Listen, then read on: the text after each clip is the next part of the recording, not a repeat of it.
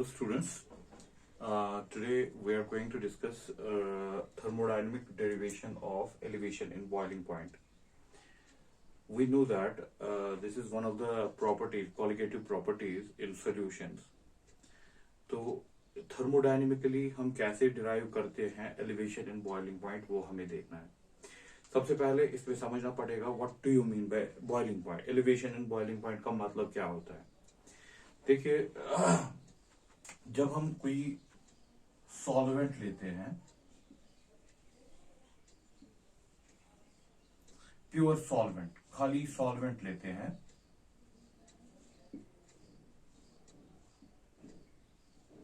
And this solvent is volatile. ये solvent volatile है. Volatile का मतलब क्या होता है कि इसमें वेपर्स बनेंगे, इसके वेपर्स बनेंगे. लीजिए, इसके वेपर्स बनते हैं.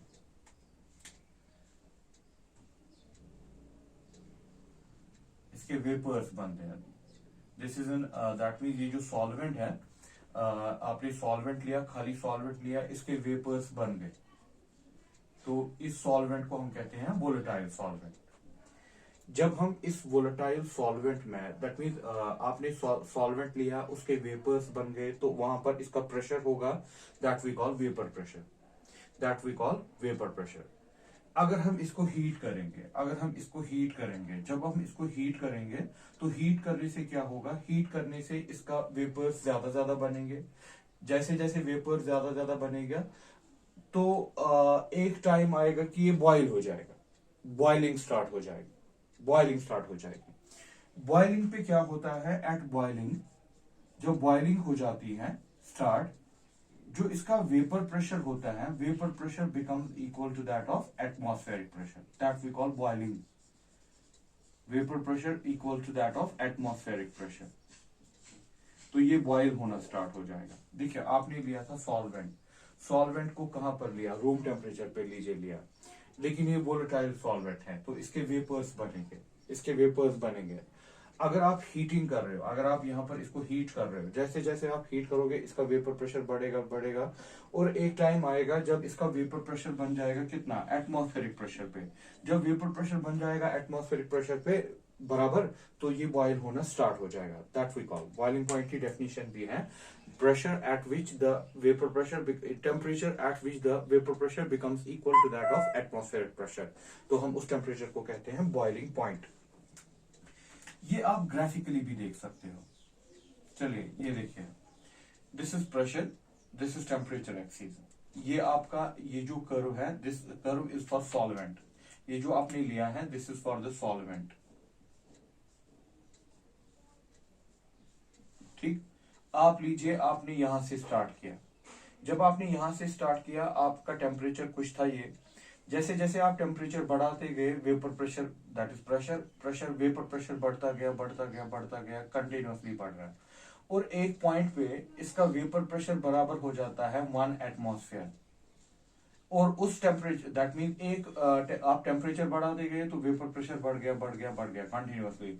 एक टेम्परेचर पे इसका वेपर प्रेशर बन गया एटमॉस्फेरिक प्रेशर. तो उस वक्त आप इसको क्या कहोगे, then you can call it is boiling point. ये इसका बॉइलिंग पॉइंट बन गया. ठीक, तो ये इसका बॉइलिंग पॉइंट बन गया, तो मैं लिख सकता हूं T0B. So what this T0B is, this is the boiling point of solvent. ये हमारे पास बॉइलिंग पॉइंट है किसका, सॉल्वेंट का. Boiling point of solvent. ठीक, अब हम क्या कर रहे हैं इसमें, अब वी टेक सेम लिक्विड,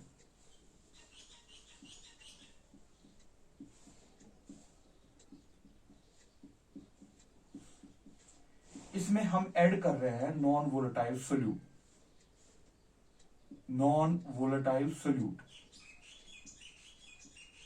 जब हम इसमें non volatile, that mean now it is solution. इस सोल्यूशन में दो चीजें हैं, वोलेटाइल सॉल्वेंट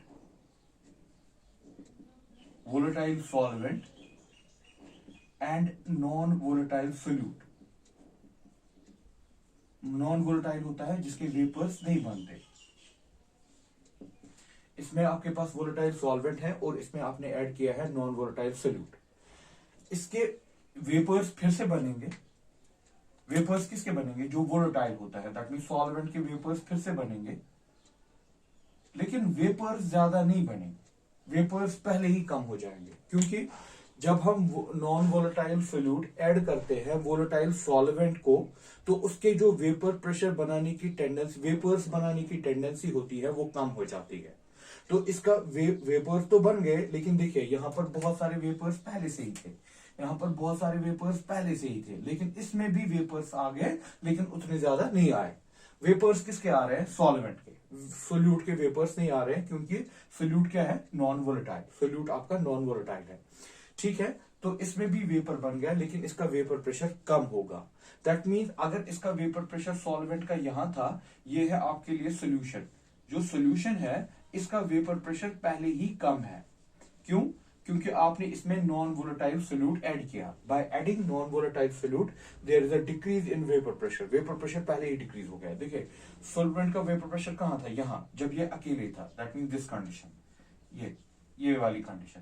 लेकिन अब जब इसमें आपने नॉन वोलेटाइल सोल्यूट डाला, अब इसका वेपर प्रेशर यहां नहीं, यहां है, ठीक। फिर आप क्या करो, अब आप इसमें भी टेम्परेचर इंक्रीज करो, जैसे इसमें हीट किया था, इसको भी टेम्परेचर इंक्रीज करो। तो आप इसको टेम्परेचर इंक्रीज करते गए करते गए करते गए, एंड फाइनली ये इस पॉइंट पे इसका प्रेशर बन जाता है, वेपर प्रेशर बन जाता है 1 एटमॉस्फेयर। इस पॉइंट पे इसका वेपर प्रेशर बन जाता है 1 एटमॉस्फेयर। तो इसका बॉइलिंग पॉइंट क्या होगा? सोल्यूशन का बॉइलिंग पॉइंट क्या होगा? ये इसका बॉइलिंग पॉइंट हो गया, that is TB. TB is the boiling point of what? So TB is boiling point of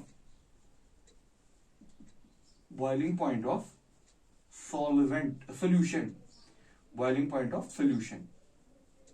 तो अब देखिए, जब ये खाली सॉल्वेंट था, उसका बॉइलिंग पॉइंट था टी नॉट बी। जब आपने इसमें सोल्यूट ऐड किया, इसका बॉइलिंग पॉइंट है टीबी, तो ज्यादा हो गया ना, सोल्यूट ऐड करने से ज्यादा हो गया ना, तो इसका बॉइलिंग पॉइंट क्या हो गया? बढ़ गया। दैट मीन्स अगर ये पहले 100 डिग्री पे बॉयल होता था, अब ये 100 डिग्री पे नहीं, उससे ज्यादा 102 पे, 103 पे बॉयल हो जाएगा, ठीक है। तो इसको हम बोलते हैं, दिस वन, ये हो गया डेल्टा टीबी। ये डेल्टा टीबी किसके बराबर है? That is delta TB is equal to T B minus T naught B. ये आपने पिछली क्लासेस में भी, 12th क्लास में भी पढ़ा होता है regarding this elevation in boiling. तो ये आपके पास ये एलिवेशन इन बॉइलिंग पॉइंट है, इसको हम कहते हैं एलिवेशन इन बॉइलिंग पॉइंट। अब हम मैथमेटिकली इसको, थर्मोडायनेमिकली इसको डिराइव करेंगे कि ये किसके बराबर, और ये we know that it is a colligative property. ये कैसे कॉलिगेटिव प्रॉपर्टी बन जाता है, तो वो हम देखना है अब आगे, that is thermodynamic derivation of elevation in boiling point. लेकिन सबसे पहले ये जो आपको मैंने दिखाया, इसमें मेरी मोटिवेशन ये था कि आपको पहले ये पता हो कि एलिवेशन इन बॉइलिंग पॉइंट क्या होता है। तो आप याद रखेंगे, when we add non volatile solute to the volatile solvent, there is a decrease in vapour pressure.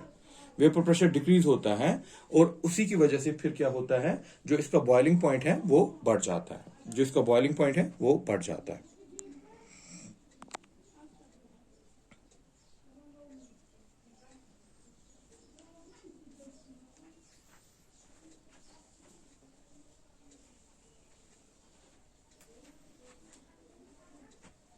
चलिए,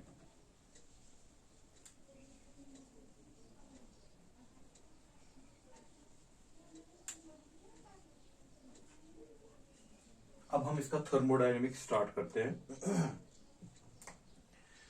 जब अगर आप यहां पर देखें, या हम इसकी बात करते हैं, सोल्यूशन की बात करेंगे। सोल्यूशन में सॉल्वेंट है, ठीक है। सॉल्वेंट, ये आपका सॉल्वेंट है, ये वोलेटाइल है, और ये भी सॉल्वेंट है, लेकिन ये vapour form, this is in vapour form, this solvent is in liquid form, ठीक। तो एक, अगर आप एक टेम्परेचर लोगे, लेट इट बी आप रूम टेम्परेचर पे हो, एट 25 डिग्री, या किसी भी टेम्परेचर पे, रूम टेम्परेचर पे या कोई और टेम्परेचर, इनके बीच में इक्विलिब्रियम होगा। किसके बीच में इक्विलिब्रियम होगा? सॉल्वेंट इसकी बात नहीं कर रहे हैं, इसकी बात कर रहे हैं, ठीक है ना। अब ये तो प्योर सॉल्वेंट था, खाली सॉल्वेंट। अब हम सोल्यूशन में देखना चाहते हैं, तो हम इसमें देखना चाहते हैं। देखिए, इसके बीच में solvent in liquid form is in equilibrium in vapour form at a particular temperature. कहां पर देख रहे हो? सोल्यूशन में। इन सोल्यूशन, सॉल्वेंट जो लिक्विड फॉर्म में है और सॉल्वेंट जो वेपर फॉर्म में है, उन दोनों के बीच में इक्विलिब्रियम है, ठीक। कुछ पोर्शन सॉल्वेंट का वेपर फॉर्म में भी है और कुछ पोर्शन सॉल्वेंट का लिक्विड फॉर्म में भी है, ठीक है। तो इन दोनों के बीच में इक्विलिब्रियम है। अब अगर कोई चीज इक्विलिब्रियम में होती है तो उनके जो केमिकल पोटेंशियल्स होते हैं, वो भी आपस में बराबर होते हैं। उनका केमिकल पोटेंशियल, ये हमने पीछे भी देखा है कैलिप्रॉन वैलिप्रॉन जब पढ़ रहे थे। जब भी कोई सिस्टम इक्विलिब्रियम में होता है, जो उनका केमिकल पोटेंशियल होता है, केमिकल पोटेंशियल वो बराबर होता है। दैट मीन्स मैं यहां पर लिख सकता हूं म्यू, ठीक है, किसका? सॉल्वेंट का। सॉल्वेंट को हम ऐसे भी दिखाते हैं म्यू 1 एल। म्यू 1 होता है सॉल्वेंट, 1 का मतलब होता है सॉल्वेंट। अगर हम सोल्यूशन में बात करें, 1 का मतलब होता है सॉल्वेंट, 2 का मतलब होता है सोल्यूट। या हम इसको ऐसे भी लिख सकते हैं, ए का मतलब होता है सॉल्वेंट, बी का मतलब होता है सोल्यूट। तो mu 1 that is chemical potential of solvent, कहां पर? लिक्विड फेज में, is equal to mu 1 of solvent in vapor phase. Solvent liquid phase, solvent vapor phase. What this mu is? Mu क्या है? Chemical potential. Chemical potential अगर आपको याद होगा, that is the Gibbs free energy per mole. Chemical potential क्या होता है? Gibbs free energy per mole. जब भी कोई सिस्टम इक्विलिब्रियम में होता है, उन दोनों का केमिकल पोटेंशियल बराबर होता है।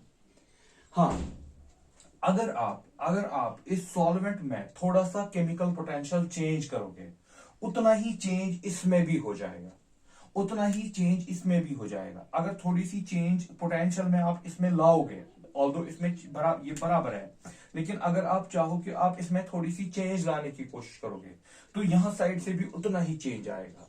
मतलब अगर आप केमिकल पोटेंशियल को चेंज करोगे भी, this is my equation first, अगर आप केमिकल पोटेंशियल को चेंज, डी मतलब हो गया चेंज, डिफरेंशियल, अगर आप केमिकल पोटेंशियल को चेंज करोगे, वो केमिकल चेंजेस भी बराबर होंगे जब तक इक्विलिब्रियम में है। जब तक आपका सॉल्वेंट, 1 का मतलब हो गया सॉल्वेंट, म्यू का मतलब हो गया केमिकल पोटेंशियल, डी का मतलब हो गया चेंज।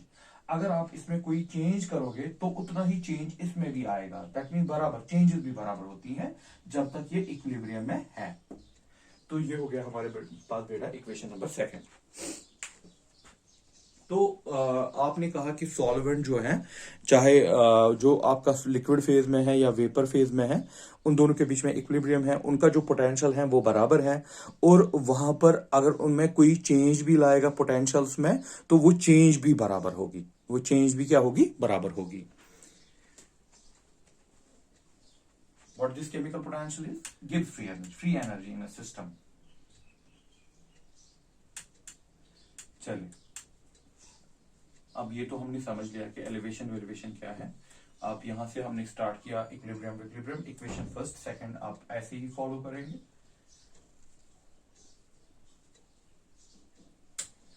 देखिए, जो केमिकल पोटेंशियल होता है ना, केमिकल पोटेंशियल अगर हम लिक्विड पे बात करें, क्योंकि आपको पता है अब हमारे पास ऐसी सिचुएशन है कि यहां पर ये आपके पास सॉल्यूशन है,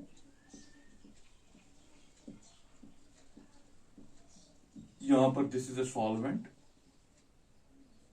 ठीक है, दिस इज अ सोल्यूट। ये सॉल्वेंट है लिक्विड में, लेकिन ऊपर भी सॉल्वेंट आता है वेपर्स में। This is solvent in vapours, solvent in vapours, this is liquid.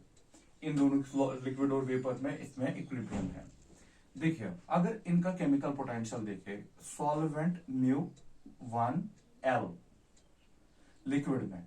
This is a function of, function मतलब ये किस पे डिपेंड करता है, this is a function of temperature, pressure and mole fraction. इसका मोल फ्रैक्शन क्या है, टी हो गया temperature, pressure, mole fraction. x1 is the mole fraction, mole fraction किसका, सॉल्वेंट का, क्योंकि वहां पर सोल्यूट भी है ना, यहां पर सोल्यूट भी है, सॉल्वेंट भी है। मोल फ्रैक्शन किसका, सॉल्वेंट का। ठीक, तो अगर आप इसका केमिकल पोटेंशियल देखोगे वो किसके बराबर है, या वो किस किस से चेंज हो सकता है, वो चेंज हो सकता है टेम्परेचर से, प्रेशर से। इसकी मोल फ्रैक्शन कितनी है वहां पर, क्योंकि यहां पर तो ये सोल्यूशन में है, वहां पर इसकी मोल फ्रैक्शन कितनी है उस पे डिपेंड है। ठीक है, उस पे डिपेंड है। अगर अब आप यहां पर देखोगे कि इसका chemical potential, that mean mu L, नहीं एल नहीं, वेपर्स में देखेंगे, ये वाला साइड वन सॉल्वेंट का, that is a function of, function मतलब किस पे डिपेंड है, that is only temperature and pressure. वो डिपेंड करेगा कि टेम्परेचर कितना है, प्रेशर, क्योंकि यहां पर तो ये सोल्यूशन फॉर्म में नहीं है, क्योंकि यहां सोल्यूट नहीं है, तो यहां मोल फ्रैक्शन नहीं आएगा, तो यहां मोल फ्रैक्शन नहीं आएगा। तो this is my equation number third. तो इक्वेशन नंबर थर्ड क्या दिखा रही है आपको, इक्वेशन नंबर थर्ड आपको दिखा रही है जो आपका मोल फ्रैक्शन है ना, केमिकल पोटेंशियल है, वो किस किस पे डिपेंड है।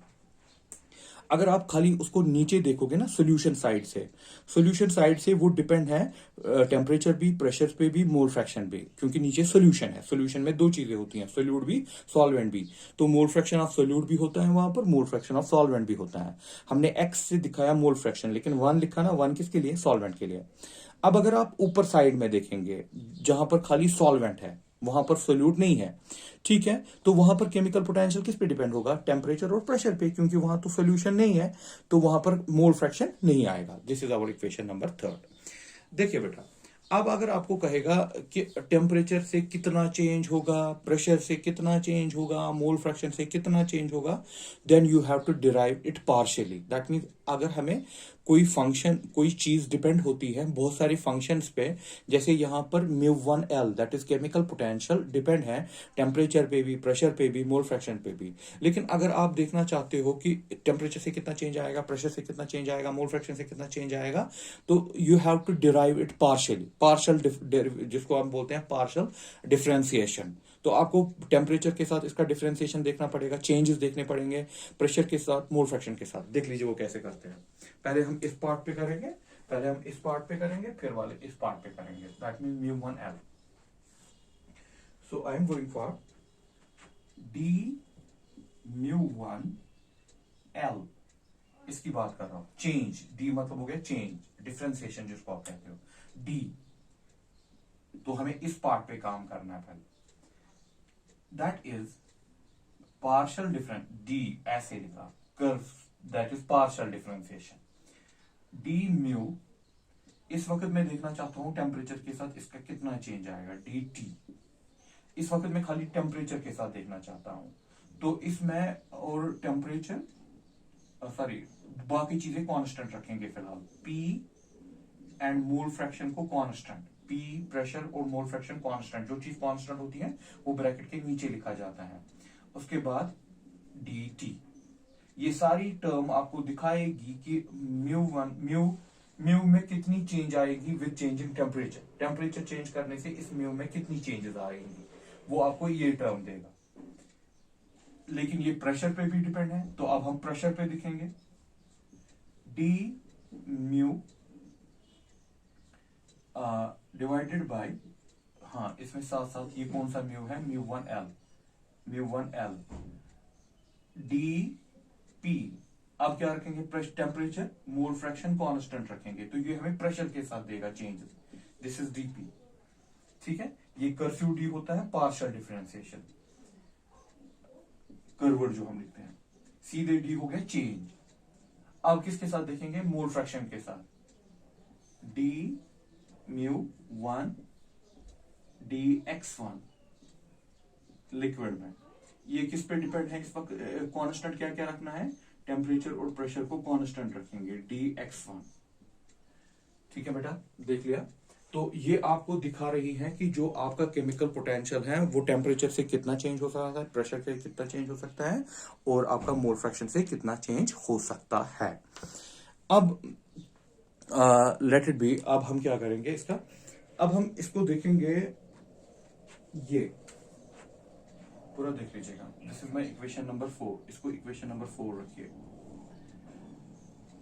D mu 1 L is equivalent, ये जो पार्ट है ना, ये पार्ट, ये जो पार्ट है,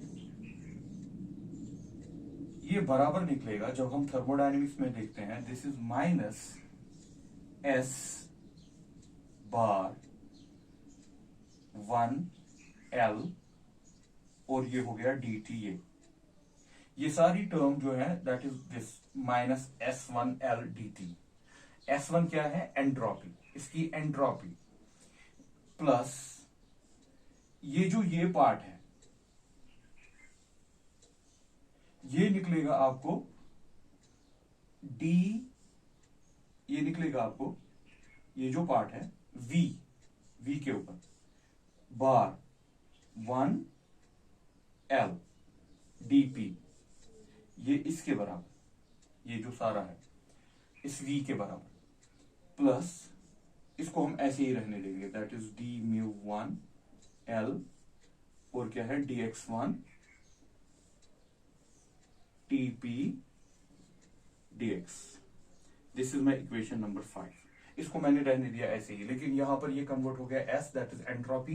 बार का मतलब होता है मोलर एंट्रोपी, एक मोल के लिए entropy.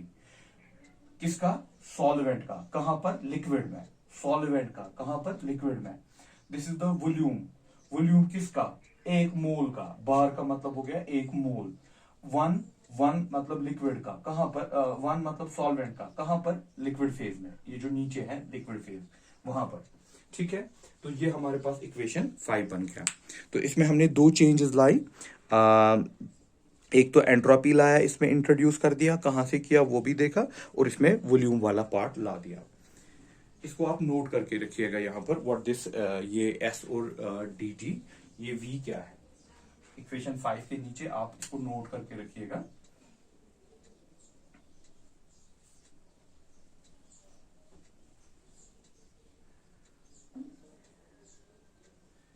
where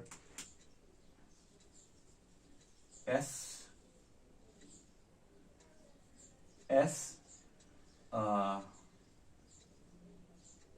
molar entropy,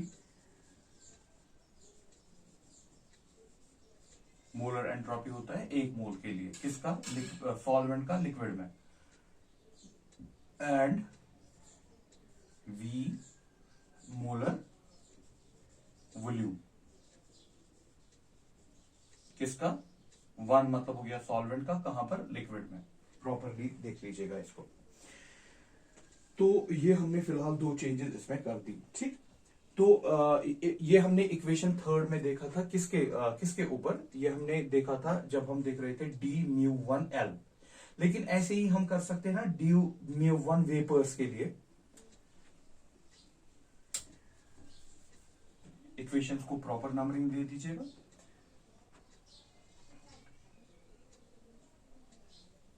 from equation 3 हम लिखेंगे अब इसके लिए डी म्यू 1, लेकिन वेपर्स में।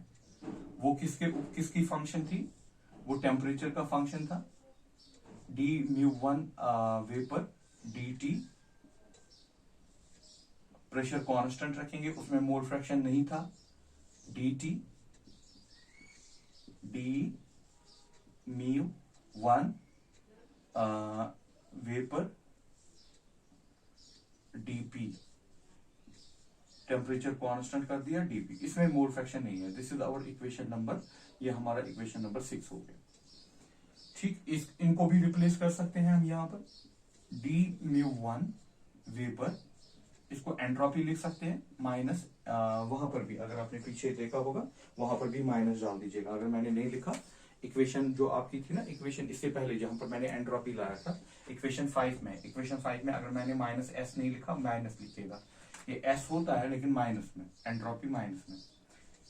ये जो टर्म होती है ना, ये सारा माइनस को लेके किसका है, 1 वेपर dt प्लस ये वॉल्यूम जैसे उसमें था v वेपर का dp। ठीक है, बाकी कुछ नहीं है इसमें। That is equation number 7।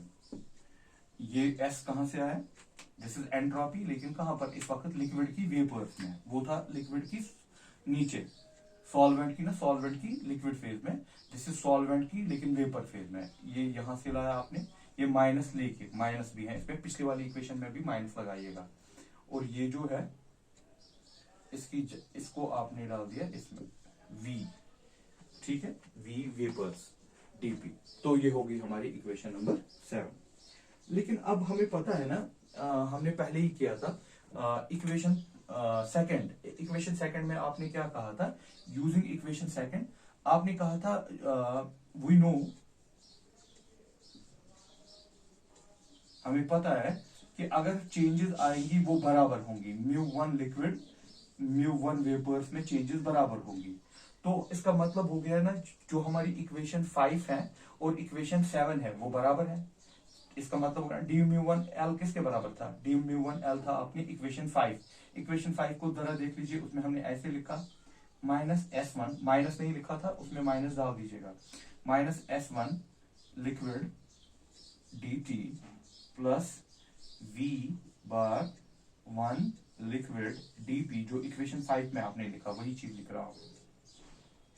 और क्या था उसमें, d μ1 L dt, सॉरी ये था dx1 मोल फ्रैक्शन के साथ, और टेम्परेचर और प्रेशर कांस्टेंट किया था, और यहाँ पर था dx1 भी इज इक्वल टू ये किसके बराबर, ये सारा हो गया, ये किसके बराबर, इसके बराबर डी μ1 L। डी μ1 L किसके बराबर, ये है ना d μ1 L, that is -S1 v dt plus v1 v dp।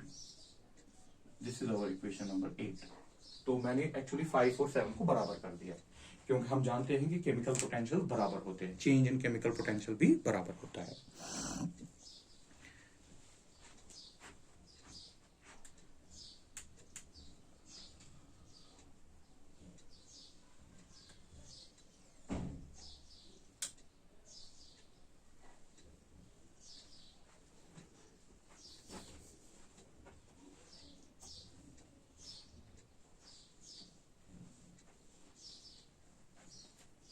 चलिए बेटा देख लीजिए, अगर मैं ये S1 इधर लाऊं तो ये प्लस बनेगा, ये S1 इधर लाऊं ये प्लस बनेगा, और इस S1 और इस S1 में dt कॉमन है, तो इसको इधर लाके ये प्लस बनेगा, और dt को कॉमन निकाल दीजिए, तो आपके पास ये टर्म बचेगी।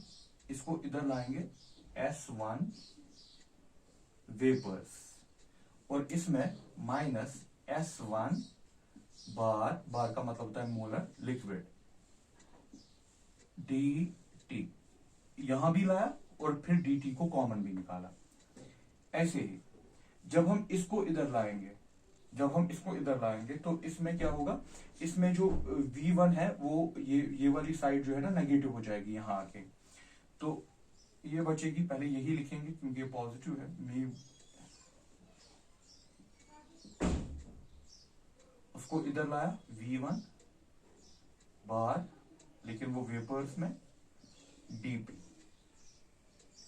ठीक, dp कॉमन निकाला, और क्या बचा इसमें खाली, और बचा इसमें d μ1, हाँ ये जो टर्म है ये इसको इधर भेज देंगे तो ये माइनस हो जाएगा। चलिए ये तो अब आपको पता ही है, ये डायग्राम आपको जहन में है ही, ये आपने पहले भी बनाई है, अब इसी पे हम ये सारी काम कर रहे हैं। Is equal to -d μ1 L dx1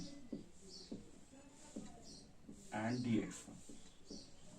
this is our equation number 9। ये मैंने ये पार्ट इधर भेज दिया तो इसलिए ये माइनस हो गया।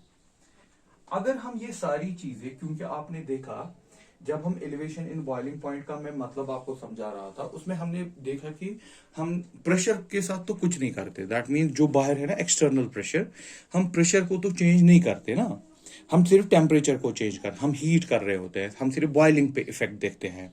तो टेम्परेचर के साथ तो हमें ज्यादा लेना देना नहीं है। तो हम नहीं कह सकते यहाँ पर at constant pressure, at constant pressure, अगर फुल पूरे एक्सपेरिमेंट में दैट मीन आपको प्रेशर चेंज नहीं करना है, आप सिर्फ टेम्परेचर को चेंज कर रहे हो, तो डीपी 0 बन जाएगा। जब आपका डीपी 0 बन गया तो ये पूरी इक्वेशन में जब आप डीपी 0 डाल दोगे तो ये टर्म ही हट जाएगी।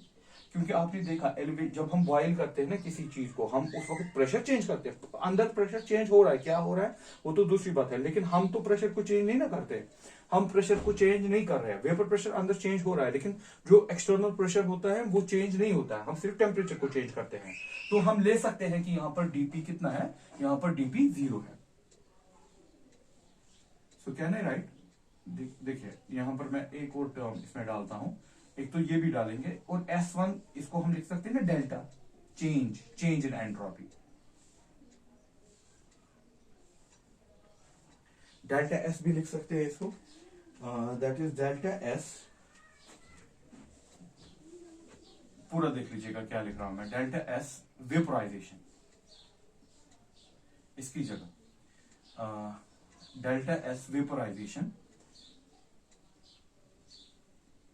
dt, ये मैंने यहां से लाया इसको डेल्टा S को, क्योंकि ये S1 vapour, S1 liquid, that mean this is the difference कि आप कितना वेपर्स में एंट्रोपी है, आपका लिक्विड फॉर्म में कितना एंट्रोपी है, सॉल्वेंट का एंट्रोपी वेपर फॉर्म में, सॉल्वेंट का एंट्रोपी लिक्विड फॉर्म में कितनी है, उन दोनों का difference, that is change in entropy, उसको हम बोलते हैं change in entropy of vaporisation. उसको हम सीधे लिख सकते हैं क्या, एंट्रोपी ऑफ वेपोराइजेशन। और बार का मतलब 1 मोल के लिए आप देख रहे हो, dt ये आ गया, ये टर्म सारा हट गया क्योंकि इसमें dp 0 है, is equal to minus d mu 1 l dx1। हाँ, यहां पर कांस्टेंट भी लिखना था, टेम्परेचर और प्रेशर कांस्टेंट था, टेम्परेचर एंड प्रेशर x, ठीक है। This is my equation number 10।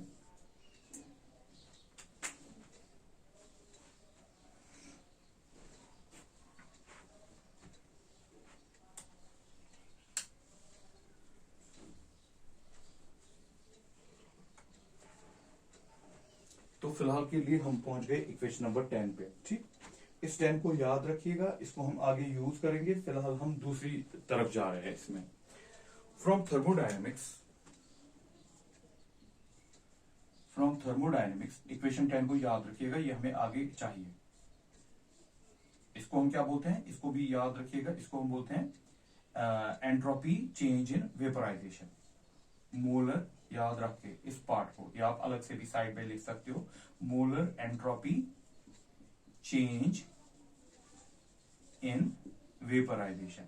That mean जब एक लिक्विड हम लिक्विड लेंगे 1 मोल, उसको देखेंगे कि इसमें कितनी चेंज आ गई एंट्रोपी में, जब आपने इसको कन्वर्ट किया वेपर्स में। आपको 1 मोल लिक्विड लेना है, उसमें कितनी चेंज आ गई एंट्रोपी में जब आपने इसको वेपोराइजेशन में कन्वर्ट किया, तो वेपर्स बना दिए, तो उधर की जो एंट्रोपी होगी that is delta S.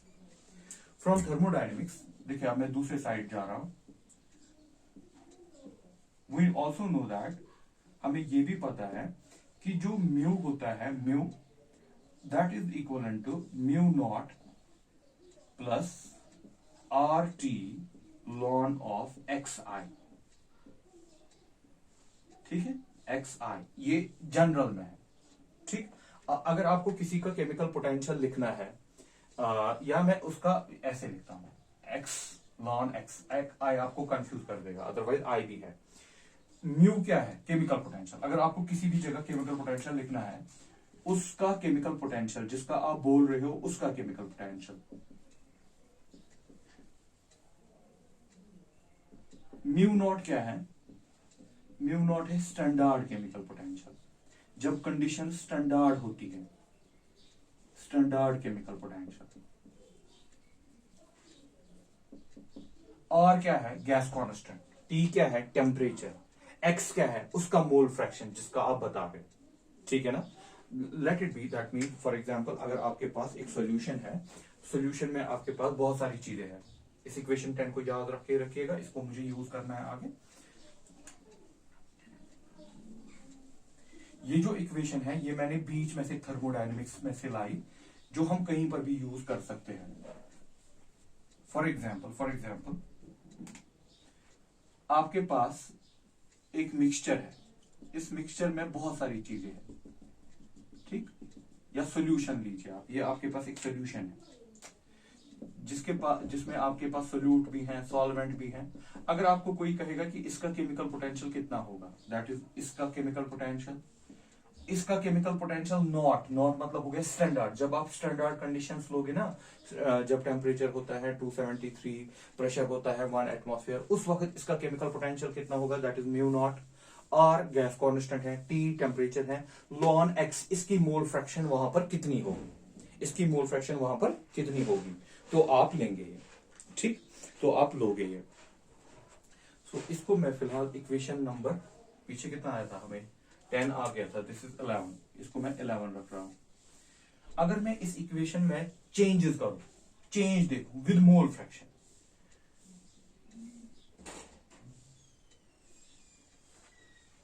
Differentiate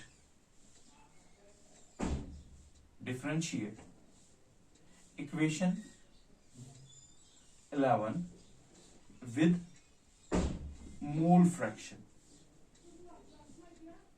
ठीक है, विद मोल फ्रैक्शन इक्वेशन। अगर हम 1 के लिए लिखेंगे तो ये 1 के लिए क्या बनेगा, म्यू 1, ठीक। अगर लिक्विड में लिखना है तो ये बनेगा म्यू 1 एल। अगर यहां पर भी इसको देखेंगे म्यू 1 नॉट एल, ठीक। ये क्या बनेगा, एक्स आर टी एक्स 1। अगर हम 1 के लिए देखना चाहते हैं ना, लिक्विड में जो हमारे पास है x1 that is in liquid form, liquid में इसका मोल फ्रैक्शन कितना है। तो अगर मैंने यहां पर 1 इसलिए लिखा क्योंकि मुझे ये उसी के लिए चाहिए जो हम कर रहे थे पीछे से, that is solvent liquid form है। अगर मैं इस पूरी इक्वेशन को मोल फ्रैक्शन के साथ डिफरेंशिएट करूं, दैट मीन मैं देखना चाहता हूं डिफरेंशिएट करके मोल फ्रैक्शन के साथ इसमें क्या चेंजेस आएगी। इक्वेशन जरा ये देखिए क्या बनेगा, फिर आपको ऐसे लिखना है ना, D mu 1 L divided by D x 1। देखिए टेम्परेचर, इसमें पूरा हम टेम्परेचर और प्रेशर के साथ कोई चेंज नहीं कर रहे हैं, दैट इज टीपी को कांस्टेंट रख के कर रहे हैं, is equal to d mu 1, it is not liquid में, dx1 equals dx1 temperature pressure constant plus RT, या ऐसे ही लिख ले आप, D R T lawn x1 dx1। ये मैंने पूरी इक्वेशन को डिफरेंशिएट कर दिया, ठीक। और ये हमारी कौन सी इक्वेशन बन गई, इक्वेशन नंबर 12। इक्वेशन नंबर 12, चलिए आप देख लीजिए, इसको रहने दीजिए ऐसे, D mu 1 dx1 temperature pressure liquid में। देखिए दिस इज स्टैंडर्ड पोटेंशियल, जो किसी चीज का भी स्टैंडर्ड केमिकल पोटेंशियल होता है ना, that is constant, it is not going to change.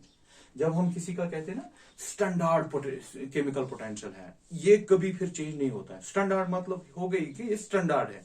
अब अगर आप कंडीशंस डिफरेंट लोगे तो स्टैंडर्ड वैल्यू तो चेंज नहीं होगा ना, स्टैंडर्ड वैल्यू हमेशा फिक्स होता है, ठीक है। स्टैंडर्ड याद रख के, स्टैंडर्ड वैल्यू कभी चेंज नहीं होता है। जब हम किसी हम यहां पर नोट कर रहे हैं mu 1 not is constant, mu 1 not जो किसी भी चीज का हो दैट इज कांस्टेंट। जब कांस्टेंट की डिफरेंशिएशन करेंगे दैट इज 0, तो ये 0 बन जाएगा, तो ये रहेगा ही नहीं, इससे ये 0 आ गया, क्यों, क्योंकि ये म्यू 1 नॉट क्या है, कांस्टेंट है। कांस्टेंट की डिफरेंशिएशन करेंगे तो ये 0 हो जाएगा, और कुछ नहीं है इसमें, बस यही चीज है। अब इधर देख लीजिए, इसमें हमारे पास आर टी तो कांस्टेंट है, लेकिन x1 कांस्टेंट नहीं है, तो क्या होगा, आर टी बाहर आएगा। आर टी बाहर आएगा तो आपको लिखना पड़ेगा ऐसे d ln of x1 divided by D x1. This is equation 13. ठीक, तो हम थोड़ा सा इसको और मॉडिफाई करके D mu one L d x1 temperature and pressure, ये तो हट गया, इसको हम सीधे लिखेंगे यहां पर आर टी. देखिए ये जो डी लॉन है ना, D lawn x1, that means अगर आप इसकी डिफरेंशिएशन देखोगे, इसकी डिफरेंशिएशन किसके बराबर आएगी, दैट कम्स 1 बाय x1. वो आ जाएगा हमारे पास कितना,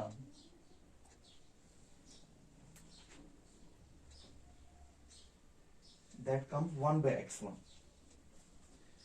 ये जब इसका डिफरेंशिएशन करोगे ना, ये हमारे पास आएगा 1 बाय x1. उसको हम ऐसे लिख सकते हैं. तो फिलहाल मेरे पास d mu one L d x1 TP किसके बराबर निपट गया, R T x1. R gas constant, T temperature, x1 is the mole fraction. ये यहां से आ गया इसका x1 डिवाइड में ये इस पार्ट का. So this is our equation 14. आप देखिए अब इक्वेशन 10. इक्वेशन 10 में भी आपके पास ये था, तो उधर आप सीधे ये कर सकते हो सब्स्टिट्यूट. आप लिख सकते हो आर टी बाई x1.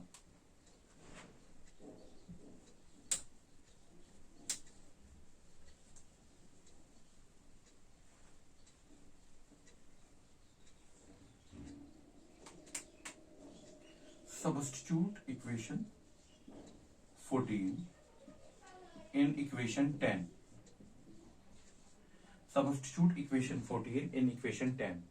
तो इक्वेशन 10 क्या थी आपके पास, आपके पास था ऐसे डेल्टा एस वेपोराइजेशन और ऊपर बार भी था मोलर के लिए, d T is equal to, वहां से था आपका ये D mu one D x1 ऐसे था. उसकी जगह आप क्या लिखेंगे अब, आर टी x1, और वहां पर एक और टर्म थी वहां पर, दैट इज डी x1 और माइनस था, तो ये इसके बराबर हो गया. तो वहां पर ये था, उसकी जगह मैंने ये डाल दिया आर टी x1. आप चेक कर सकते हो जो आपकी इक्वेशन नंबर 10 थी.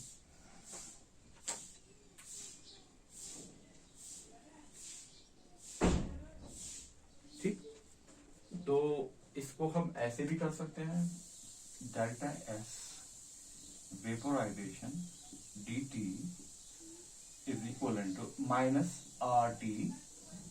अगर इसको शॉर्ट में लिखना है ना, इसको dx1 बाय x1, इसको आप ऐसे भी लिख सकते हो,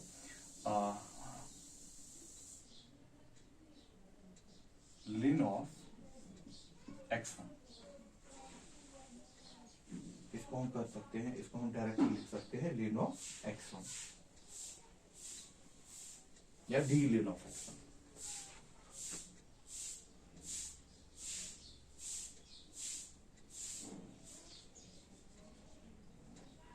डी लिन ऑफ x1 ऐसे. ये मैंने इस पार्ट को लिखा, ये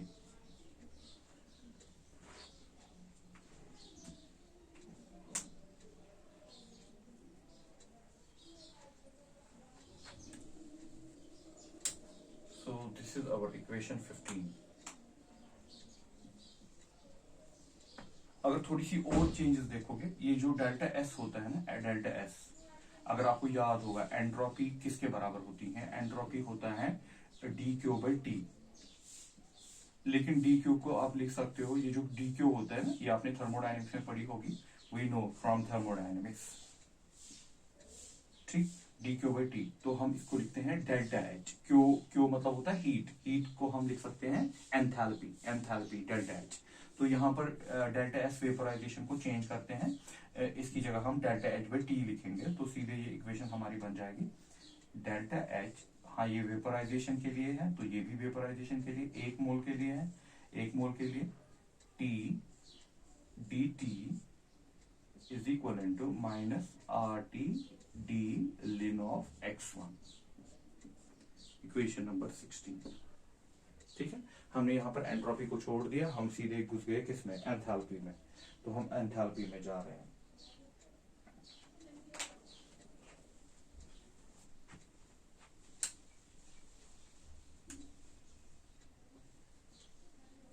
तो इसको हम फिर ऐसे भी कर सकते हैं, चेंजेस ला के. We can also write, R T को नीचे भेज देंगे, इसको अलग कर देंगे. तो हम लिख सकते हैं ना ऐसे d ln of x1 is equal to minus,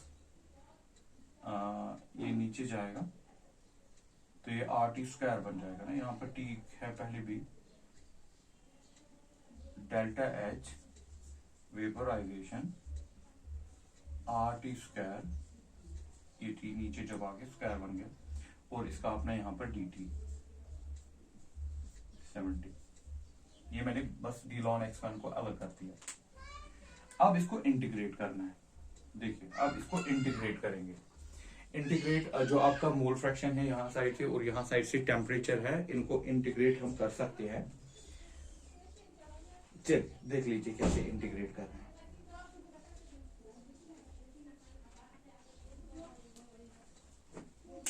पूरा देख लीजिएगा, बहुत ही इंपॉर्टेंट स्टेप है यहाँ पर ये। This is d ln x1, ठीक, इसका इंटीग्रेट कर रहा हूं, is equal to minus, minus तो बाहर ही रख दे, delta H vaporisation RT² dt। या अगर आप यहां पर ये देख ले, ये जो डेल्टा H है that is constant, delta H भी हमारे पास कॉन्स्टेंट है, और RT² that is also constant. चलिए देख लीजिए हम कैसे करेंगे इसको। ये डेल्टा H वेपराइजेशन कांस्टेंट होता है, एंथैल्पी जितना भी होगा वेपराइजेशन में, और यहाँ पर बाहर भी था, ठीक है, और अगर यहाँ पर कोई टर्म थी दैट इज वेपराइजेशन, ठीक है, R कांस्टेंट है, यहाँ पर अगर चेंज होने वाली चीज है दैट इज dt और T, यहाँ पर मोल फ्रैक्शन। अब यहाँ पर थोड़ा सा देख लीजिएगा, आपने पहले, जब मैंने पहले स्टार्ट किया था इसको, मैंने ये कहा था कि अगर हम क्या करते हैं, मोल फ्रैक्शन कहां से कहां तक जाता है। देखिए आपने पहले लिया था, अगर आपको याद है, आपने खाली लिया था सॉल्वेंट। जब आपने सॉल्वेंट लिया, जब यहां पर कोई सोल्यूट नहीं है, तो इस वक्त इसकी मोल फ्रैक्शन क्या थी, इस वक्त इसकी मोल फ्रैक्शन थी, इसका मोल फ्रैक्शन था 1, यहां मैं लिमिट इसको लगा रहा हूं 1। फिर आपने इसमें सोल्यूट डाला तो इसका कुछ मोल फ्रैक्शन आ गया, क्या मोल फ्रैक्शन आ गया, let it be that is x1, इसका मोल फ्रैक्शन आ गया अप टू x1। मैं यहां लिमिट्स दे रहा हूं। जब आपने पहले क्या लिया था, आपने पहले सोल्यूट लिया, खाली सॉल्वेंट लिया था। सॉल्वेंट में अगर आपको कोई पूछेगा भी इसकी मोल फ्रैक्शन कितनी है, ऑल्दो यहां पर मोल फ्रैक्शन नहीं बोला जाता है, लेकिन अगर कोई पूछेगा भी उसकी मोल फ्रैक्शन 1 है, दैट मीन 100% सॉल्वेंट है। फिर आपने दूसरी चीज ली थी जिसमें आपने दो चीज सोल्यूशन लिया था, फिर आपने सोल्यूशन लिया था। हाँ, सोल्यूशन में आपने कितनी रखी इसकी सॉल्वेंट की मोल फ्रैक्शन, इसमें सॉल्वेंट की मोल फ्रैक्शन x1 है, तो इसलिए मैं लिमिट्स कहां से दे रहा हूं, 1 to x1। तो ये साइड लिमिट कैसे आया 1 to x1, वो हमें समझना है। हमने पहले सॉल्वेंट लिया था, सॉल्वेंट का मतलब हो गया कि प्योर, खाली यही है, तो उस वक्त मोल फ्रैक्शन कितना होगा उसका x1। जब हम इसमें सॉल्यूशन में ले रहे हैं, सॉल्यूशन में इसका मोल फ्रैक्शन कितना है, सॉल्यूशन में इसका मोल फ्रैक्शन कुछ होगा, that is we call it x1। तो लिमिट्स हम रख रहे हैं 1 to x1, दैट मीन आपके पास पहले सॉल्वेंट था, फिर आपने उसमें सोल्यूट ऐड किया, फिर आपका बन गया ये, और उसमें उसकी मोल फ्रैक्शन कितनी है, x1 है, ठीक है। तो अगर हम टेम्परेचर पे भी ऐसे ही करें, ठीक, टेम्परेचर भी ऐसे ही करना देखे चाहे, तो टेम्परेचर पे क्या करेंगे हम, टेम्परेचर पे आपका जो ये जो टेम्परेचर है, टेम्परेचर का क्या क्या लिमिट दोगे आप। टेम्परेचर जब आपके पास सॉल्वेंट था, जब आपके पास सॉल्वेंट था उस वक्त टेम्परेचर कितना था उसका, बॉइलिंग पॉइंट याद है, उस वक्त आपने बॉइलिंग पॉइंट लिया था उसका T0B, जब आपके पास खाली सॉल्वेंट था। लेकिन जब ये सोल्यूट बन, इसमें सोल्यूट डाला, जब ये सोल्यूशन बन गया, उस वक्त इसका बॉइलिंग पॉइंट क्या था, दैट इज TB, जो मैंने पहले ही स्लाइड पे पहला ही आपका जो डायग्राम था उसमें मैंने ये डाला था। This is the pure boiling point of solvent, this is the boiling point of solution, this is the mole fraction when you have only solvent, when you have only solvent, this is the mole fraction when you have solution, ठीक। देखिए बेटा, अब जब हम इसका differentiation निकाल देंगे, that mean now it is a mathematical, थोड़ा सा यहां से ये हमारे पास बन रहा है इसका डिफरेंशिएशन लॉ ये लगा के, ठीक, इसका डिफरेंशिएशन देखिए, डी और ये कैंसिल हो जाएगा, आपका बचेगा ln x1, तो ये ऐसे आएगा आपको एक्चुअली ln x1, लिमिट्स क्या है 1 और x1, ये है माइनस, आर को आपने कुछ नहीं किया, वेपराइजेशन को आपने कुछ नहीं किया, वो बाहर फेंक देंगे, ये गए बाहर, अंदर क्या बचा, dt बाई टी स्क्वायर का डिफरेंशिएशन, dt का टी स्क्वायर के साथ डिफरेंशिएशन जब आप करेंगे दैट कम्स, वो निकलेगा आपका माइनस में निकलेगा आपका 1/t, -1/t निकलेगा वो आपको, जब आप इसका डिफरेंशिएशन करोगे ना तो वो आपको निकलेगा माइनस में 1/t।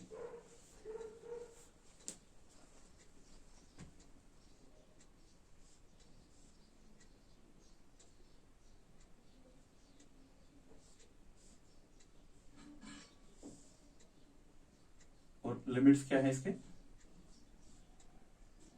T naught B T B, ठीक, तो माइनस में ये निकला।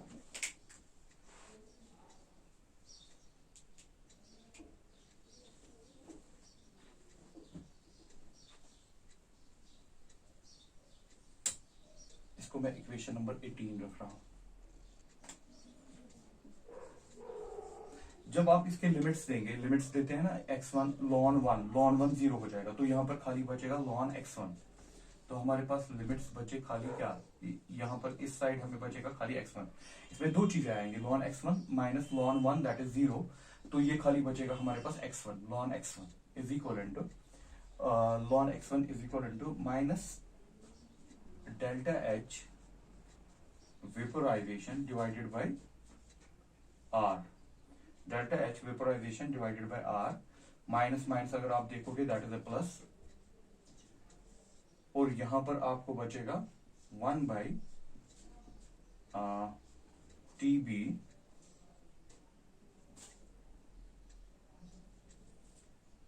ये माइनस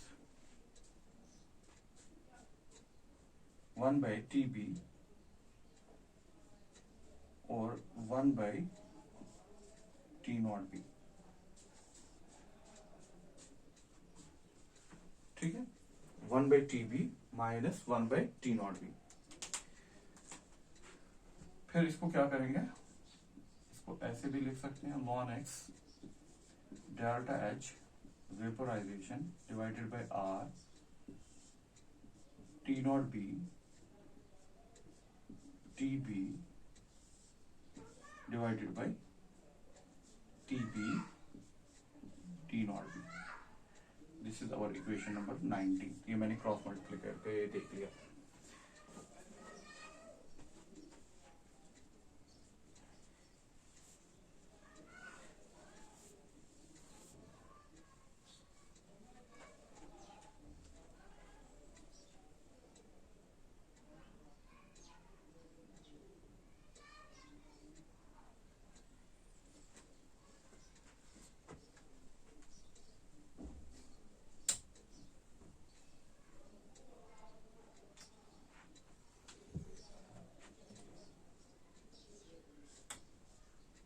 यहां पर अब लॉन दिस